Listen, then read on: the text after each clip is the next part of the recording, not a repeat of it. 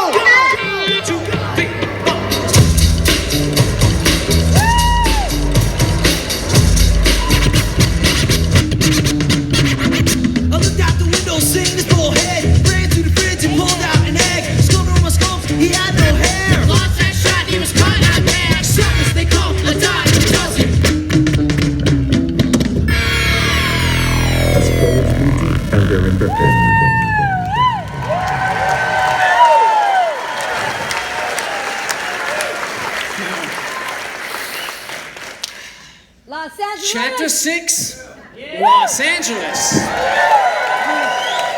So, here in Los Angeles, dense layers of infrastructure exist to rapidly separate all of you from all of your money. Now, you can find and pay any number of people to locate a great vintage guitar that you don't need, to sell or lease you cars and homes that you can't afford, and extravagantly groom the dog you don't even have.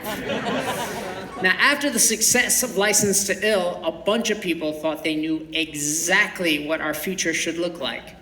We left Def Jam, met with other labels, and we signed with Capitol.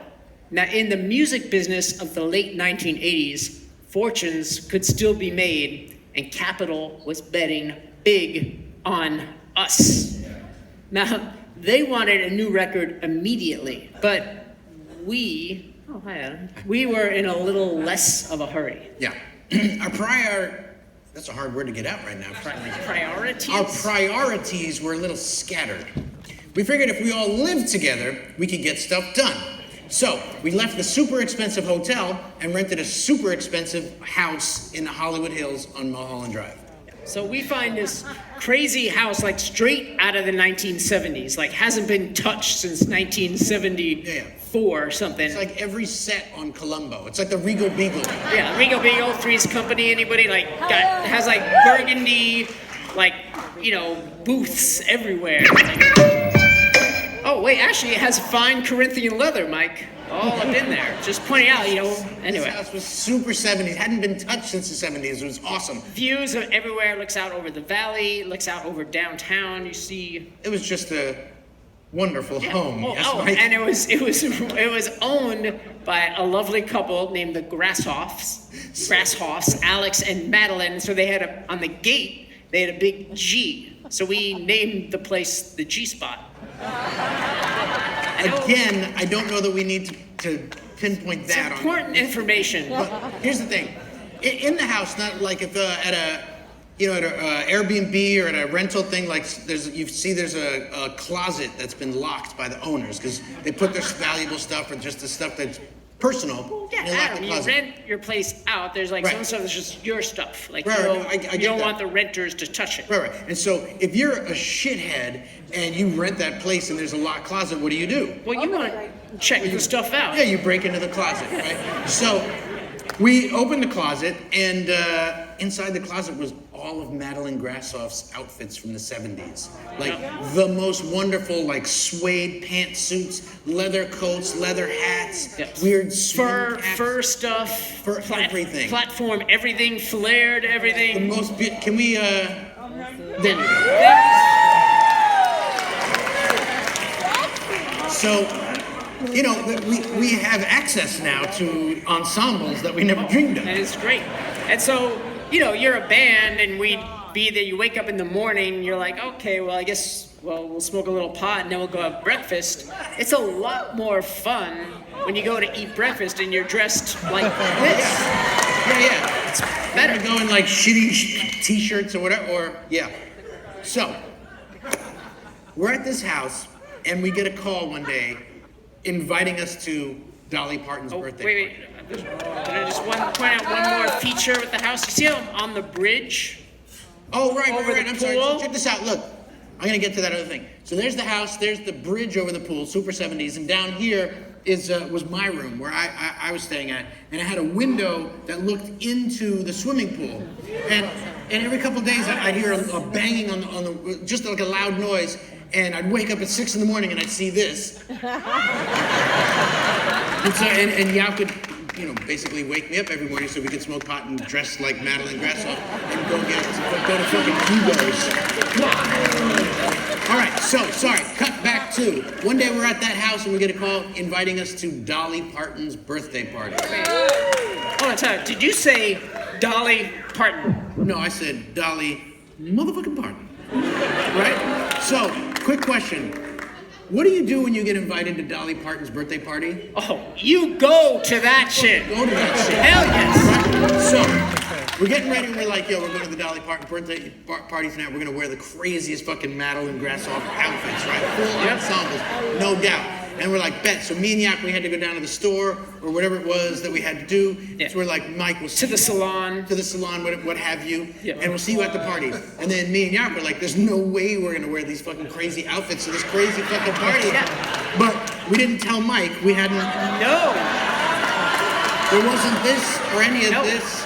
You could have hit me on the Sky page or something. It was so at any rate, we Yauk and I meet Mike at the party, and there's Mike.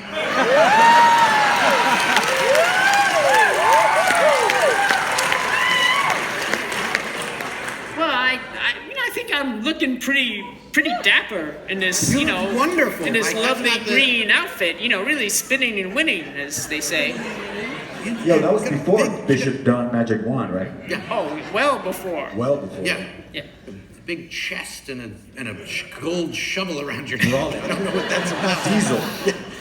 So at any rate, at this party is every 1978 celebrity that you'd want to be at the party, like fucking Dolly Parton, Yep. Lionel Richie, Kenny Rogers, Yep. Kenny Loggins, from Kenny, all the Footloose. Kennys. Kevin Bacon. Kenny What's Smith. that? Kevin Bacon. I don't think Kevin Bacon was there. No? No. Oh, Kevin Bacon. All right. Well, wait. Who else? Kenny Brooke Shields, maybe. Did I say? This is the second Brooke Shields, but she might have been there. I'm not sure. Oh, Juice Newton. Juice was definitely there. No. No, All right, the more like guys from the band America, because I met them. America was there. Toto? It was Of course, with no name. No, not the cast of Knots Landing, like that sort of thing. Oh, Dallas, definitely. Oh, like No. Larry Hagman. Yeah. Larry Hagman, No. Mr. Drummond. Oh, and Drummond actually, family. the truth right here, on the piano, literally playing the piano, Burt motherfucking Bacharach. He really was. He really was, because we were leaving the party, and Mike's like, oh shit, that's motherfucking Burt Bacharach. Yep. And it really did happen. So at any rate, at this crazy party, also is Bob Dylan. And so Mike really likes Bob Dylan, and so for I'm some, a fan. and so he's a good, he's a good songwriter. Yeah. Not as good as Gordon Lightfoot, as we know. Well, but, at any rate, the record of Edmund Fitzgerald is a big classic. record, big record. So for some crazy reason, Mike decides to go over and start talking to Bob Dylan. And so what we have next is a reenactment of Mike and Bob Dylan's meeting, read by the transplendent Tim Meadows. Hi, I'm Mike. I'm in a band called Beastie Boys, and Dylan doesn't flinch at this crazy outfit, but he asked the age-old question. How many you good for? What? Tickets, man. How many you good for? You mean like how many people come to see us play? I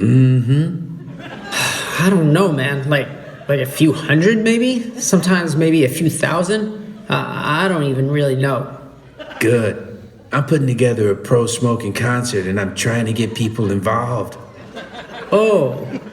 Wow. Huh. So pro-smoking? Like cigarettes? Benefit concert? Now, very aware of his outfit and out of place in this adult Hollywood party, Mike sort of mumbles some other words as he slowly backs away from Bob Dylan, retreating to the comfort of his friends. End of scene. So,